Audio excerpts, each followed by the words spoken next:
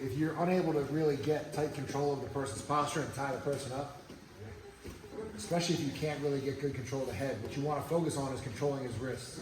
Right? So it could be, potentially could be like one-on-one, so I just use two of my hands and control two of his wrists. Right? Even better is to use two-on-one.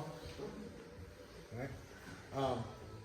But just try to remember the person, because he has basically the same thing. If he's controlling my wrists, there's nothing I can do as long as he's got control of my hands, right? If I'm controlling his hands, there's really nothing he can do. Right? So the person that's controlling the wrists is going to be the one that's like kind of winning the exchange, right? So think about that. Remember, like in the first thing we did, where if he's got his hands on you, you constantly want to get his hands off.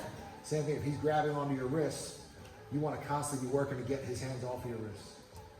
Right? And then you work to control his. Right? So one thing you want to look out for, and this is a good way to make sure the person stops grabbing your wrist, you can get submissions with this too.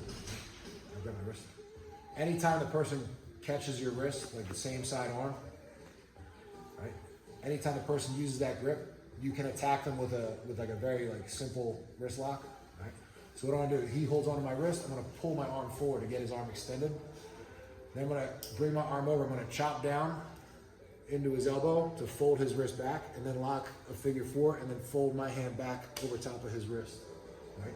So you will get, you'll make people tap and scream when you do this if you do it fast. But what usually happens, you do this and they'll just let go and rip their arm out. Right? And then they'll stop trying to control your wrist. So anytime, grab this one, anytime the person grabs your wrist, and this is a very simple way to drill it, you're just going to pull your arm forward, chop down to sort of bend an arm, and then fold. I like to try, if I can, and try to like actually grab his hand, like rotate it like that. Lock a figure four grip, right?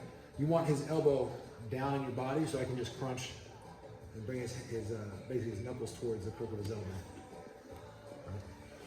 Right? It'll happen a lot. Like if I get a collar tie, he reaches back to peel that off. You can catch it. He goes to grab one of your wrists. Catch it. All right. If I'm holding like a two-on-one here, he goes to push my wrist off. This one, like that. You can catch it. All right. So a simple way to drill it: grab one. You're gonna pull it forward, chop at the wrist. Try to catch his hand with your hand. Get your figure four grip, and then to finish, I want you guys to like crunch, pull your knees in, and bring the hand down. All right. Then he'll go to the other. Grab this wrist. Do the other side. All right, then he grabs the other side. So you just go back and forth, practice catching these wrists. So you will get submissions with this when you do this, but mostly what happens, it makes the person like scared to like grab your wrist, and then you can start attacking their wrists and getting into the triangles that we were doing. All right, so just practice those wrist locks a little bit. So the person on top just grabs same side wrist. You focus on getting the arm extended, trying to catch with your hand, chop at the elbow, and then fold their hand back towards their own elbow. All right? 1, 2, 3.